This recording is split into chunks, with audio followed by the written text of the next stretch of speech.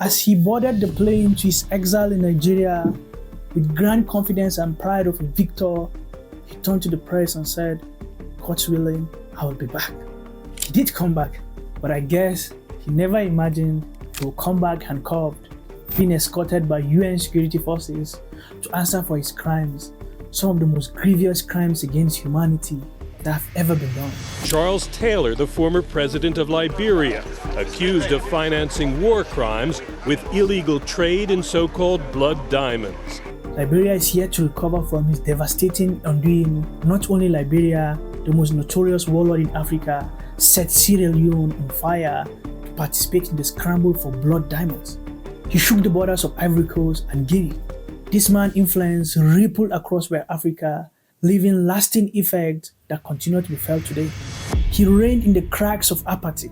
His rebellion wasn't just war, it was a theater of terror. He weaponized greed, fear, and tribal division to ascend to the presidency of Liberia. This man entered the Liberian leadership as an ironic figure, the liberator who enslaved, the leader who looted, the peacemaker who fueled regional infernos. Charles Taylor became the living paradox of power.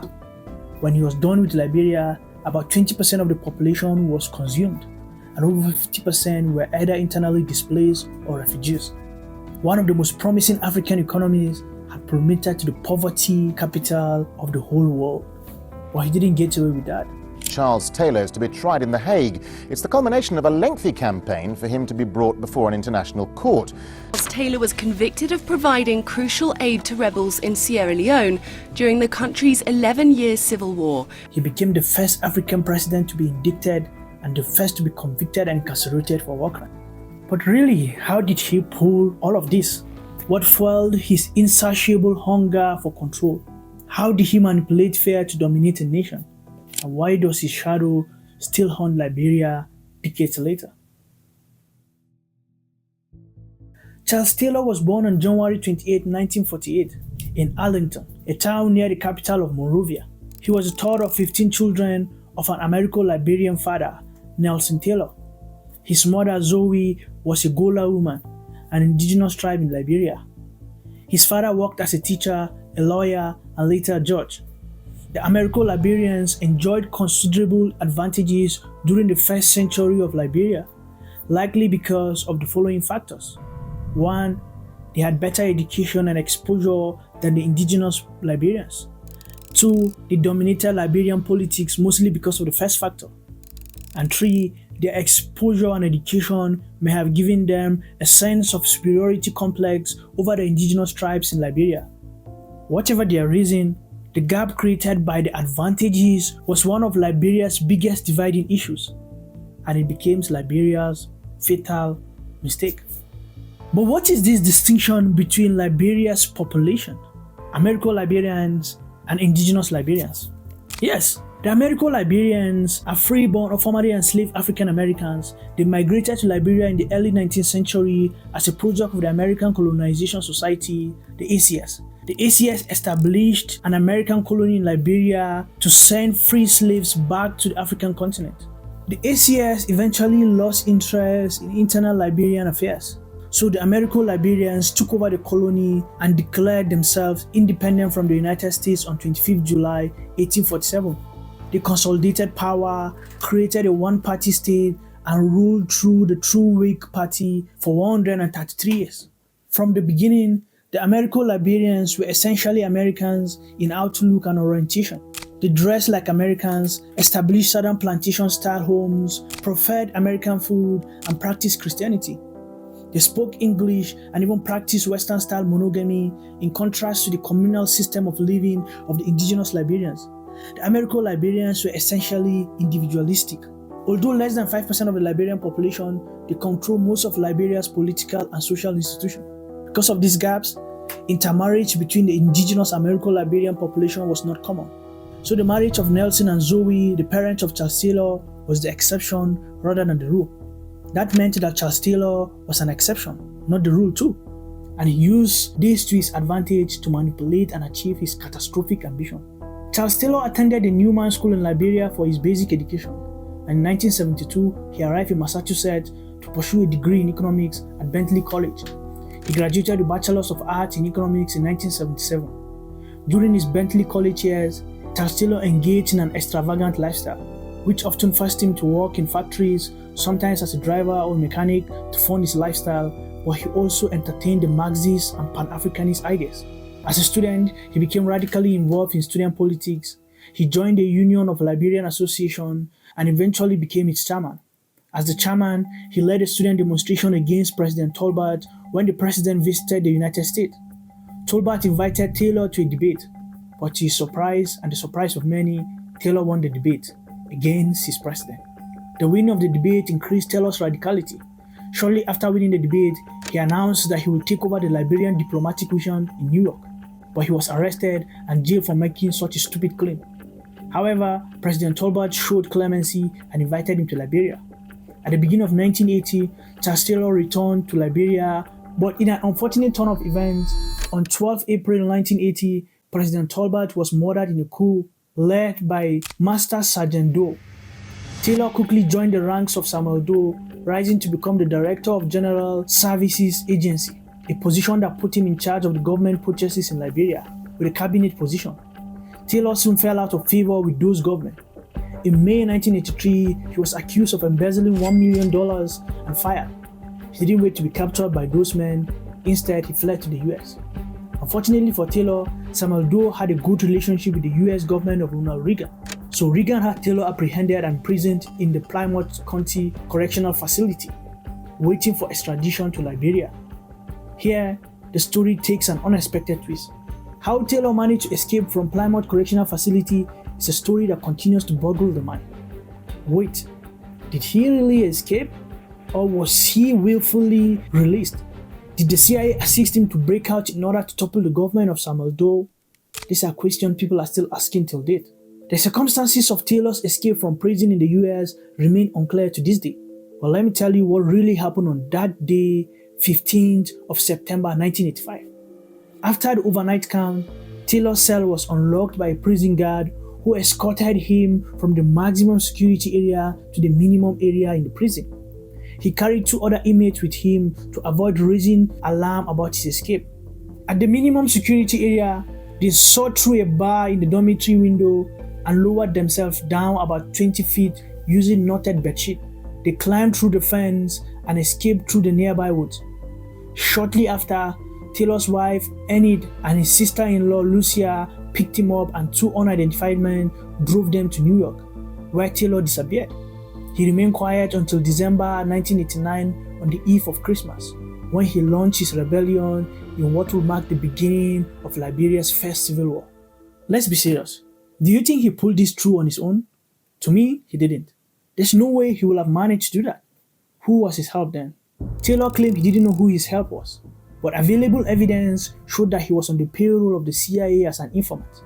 The DIA and CIA admitted that their agent worked with Taylor as an informant but will not release details of the role due to national security. The United States government said they did not know the details of Taylor's escape but claimed that he might have been released because some people may have become tired of feeding him and that there was no proof that he committed an actual crime. So funny. In fact, Taylor claimed that he stayed in the United States for 3 weeks after his jailbreak before leaving for Africa, and there were no efforts to recapture him. Wherever the help came from, we are certain that there was help, and it was within the United States. Taylor's ambition became his driving force, and he was willing to achieve it no matter the cost. Upon his escape from the United States, he headed to Libya, where he received training on guerrilla warfare from Colonel Gaddafi. He also became close friends with Blaise Compaoré of Burkina Faso and President Félix Houphouët-Boigny of Ivory Coast. During 4 years of Charles Taylor's absence, he is rumored to have received some training from Al-Qaeda, with whom he maintained close links during his presidency. Meanwhile, President Doe has lost the support of the Liberian people. His government favored his ethnic clan and neglected other ethnic groups. The Geo and the Manu are among his strong critics, and upon resurfacing, Charles Taylor took advantage of them. He mobilized about 150 men, mostly from the Geo and Manu ethnic groups, with a few from other indigenous ethnic groups and Americo-Liberians. He even added Ganki to his name to appease to the indigenous ethnic groups of Liberia. On the eve of Christmas 1989, Taylor with his men, who called themselves the National Patriotic Front of Liberia, the NPFL, invaded Liberia from Ivory Coast to overthrow the government of Samuel Doe. This invasion marks the beginning of Liberia's cruel civil war that devastated the country and ruined the economy. It is important to state that Samuel Doe had started the process of ruining this beautiful country even before Charles Taylor launched his invasion. In less than 1 year, Charles Taylor men had controlled the majority of Liberia's territory. Samuel Doe was locked in the capital city Monrovia, where he had control. This meant that victory was close for Charles Taylor. But things quickly turned bad for Taylor when he had disagreement with Prince Yoni Johnson, one of the leaders of his troops. Prince Johnson broke away and formed another faction of the NPFL called the Independent National Patriotic Front of Liberia, the NPFL. With this, Taylor was now fighting two enemies instead of one. To complicate things for Taylor, Prince Johnson captured Samuel Doe in September 1990 and killed him, depriving Taylor of outright victory. Johnson and his forces recorded themselves torturing Doe and released the video to the public. The civil war soon turned into an ethnic conflict with different factions fighting for control of Liberia's resources. At this stage, Liberia was experiencing full-scale chaos. Virtually in a state of no government, no security, and no law, the country became the literal survival of the fittest. The ECOWAS intervened by sending a peacekeeping force called ECOMOG. Soon after, the UN forces also joined to restore peace and order. All attempts to restore peace between the warring factions proved abortive until 1995, when they signed a peace accord known as the Abuja Accord. The Abuja Accord marked the beginning of a brief relative peace during which a general election was held.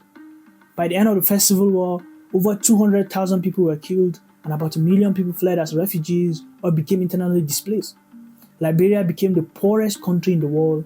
Children could go for days without food. Even the rebels resorted to looting private properties to sustain themselves. The war saw widespread use of child soldiers recruited by Taylor and other warring factions. The peace agreement established an interim government called the Council of State, which was headed by a rotating chairman between the political parties. The Council of State was tasked with organizing an election in 1997. Prior to the formation of the Council of State, Charles Taylor had converted his NPFL to a political party which he called the National Patriotic Party, NPP. He became the party's ruling candidate and began the campaign for the presidency. By now, Taylor had already had an advantage over his opponents. Although the war had ended, Charles Taylor had seized virtually all the radio stations in the country, and he used that to spread propaganda and bolster his image. Also, there was widespread fear in the country that if he did not win the election, the war would continue. He campaigned under the notorious slogan, "He killed my ma, he killed my pa, but I'll vote for him." When asked about the slogan in an interview, Charles Taylor said it was because citizens loved him. This was far from love. It was fear. The Liberian citizens had grown so tired of the war that they just wanted it to stop. They would pay any price for it to stop, even if it meant electing the most notorious warlord as president. Charles Taylor won the election with a majority of about 75%, and his closest opponent, Ellen Johnson Sirleaf, won 10%. Fortunately for Liberians, their sorrows were not over. The elections did not bring them the peace that they sought. Taylor came into Liberia's presidency in chaos, and he led the country the way he came in deep, deep chaos. Soon after he was sworn in as president, he cut the size of the armed forces of Liberia, dismissing about 2,600 soldiers and employed his rebel soldiers. Many of the military personnel Taylor dismissed were from the Crown ethnic group of Samuel Doe. He also attempted to assassinate one of the political opponents, Roosevelt Johnson, also of the Crown ethnic group. This caused clashes in Monrovia, where hundreds of members of the Crown ethnic group were massacred, and many others fled the city. The event marked the beginning of the Liberian Second Civil War. Soon after that, an insurgent group called the Liberians United for Reconciliation and Democracy, LURD, started protesting against Taylor's government. They are believed to have been assisted by the government of Guinea, and within 4 years, they controlled most of Liberia. In 2003, a new rebel group called the Movement for Democracy in Liberia modeled, erupted, and achieved rapid success. By now, Taylor's government controlled only about a third of the country. Like his predecessor, his stronghold had been reduced to the capital city, Monrovia. Meanwhile, Charles Taylor's influence had grown beyond Liberia. He was accused of helping Sierra Leone rebel group, the Revolutionary United Front, RUF, through weapon sales in exchange for blood diamonds. He aided and abetted RUF's atrocities against civilians, which left thousands dead or mutilated. He also assisted the group with the recruitment of child soldiers and reportedly directed its operations in Sierra Leone. He apparently used these wars to enrich himself. He proved his guilt in the scramble for blood diamonds when in 1997 he gifted the supermodel Naomi Campbell what she described as dirty pebbles, which donated to the Nelson Mandela Foundation. It is not Taylor's business whether the war ends or not. This was business for the warlord, and because he wanted it so, the war lingered on.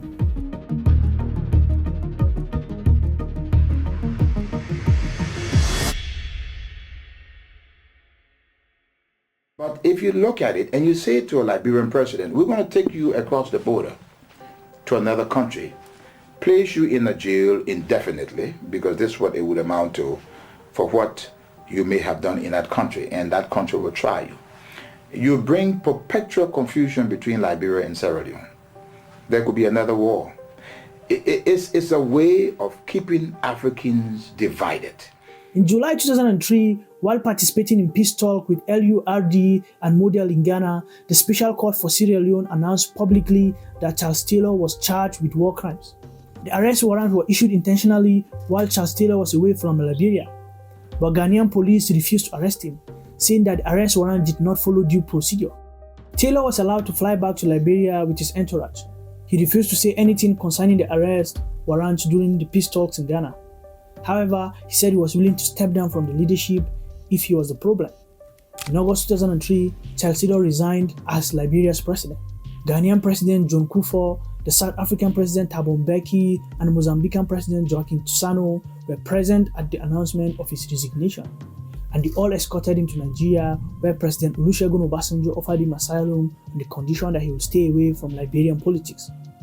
During his 7 years in the presidency, Charles Taylor earned the title of the most corrupt president ever. He was responsible for numerous deaths and mutilations of tens of thousands of people. He embezzled over $100 million, which was about 50% of Liberia's government revenue. He committed serious human rights violations, serious war crimes, abuse of power, and even aided and abetted cannibalism. The two civil wars led to the deaths of more than 250,000 people. These wars decimated the Liberian economy and left the country's schools, hospitals, and factories in ruins. Plantations were abandoned or destroyed, and foreign investors such as Firestone withdrew from the country. By the end of the war, Liberia's economy shrank by 95%, and the man responsible for that was living free and enjoying himself in a beach mansion on the coast of Calabar. Who will pay for his crimes? Will justice ever be served? How much punishment was enough for this man? Now, in Nigeria, Charles Taylor was protected by President Olusegun Obasanjo. In November 2003, the United States offered a $2 million bounty for the capture of Charles Taylor. In December of that same year, Interpol issued an arrest warrant for Charles Taylor to answer for his war crimes in Sierra Leone. Despite several arrest warrants, President Olusegun Obasanjo refused to release Taylor, saying that he would only release him if the Liberian government issued a formal request for his release to the Liberian government. On 17 March 2006, Ellen Johnson Sirleaf issued a formal request for the release of Charles Taylor to the Nigerian government. The request was granted, and Nigeria agreed to transfer Taylor to Liberia. However, upon receiving the news that he would be transferred to Liberia, Taylor escaped from the residence in Calabar and tried to escape through the Nigerian border of Kamboru in Borno State into Cameroon. He was captured in a Range Rover with Nigerian diplomatic plate number. He was then flown to Robert International Airport in Habel, Liberia. Upon his arrival, he was arrested, handcuffed, and handed over to the United States mission in Liberia, who escorted him in a UN helicopter, where he was delivered to the Special Court of Sierra Leone to face trial. He was charged with 11 counts of aiding and abetting war crimes against humanity, and the SCSL unanimously found him guilty on all 11 counts. He was sentenced to 50 years imprisonment and transferred to HM Prison Frankland in County Durham, England, where he is currently serving his prison sentence. However, he's serving for war crimes committed in Sierra Leone only, and his crimes in Liberia remain unaccounted for. Charles Taylor rode on the failures of Samuel Doe to come to power, but he left the country far worse than Samuel Doe could have done. Was this catastrophe pure ambition of Charles Taylor, or was it an alliance of international politics? Please let us know what you think in the comment box. Thank you for watching this episode. Do not forget to subscribe, like, comment, and share this with your friends. Until I see you again, bye-bye.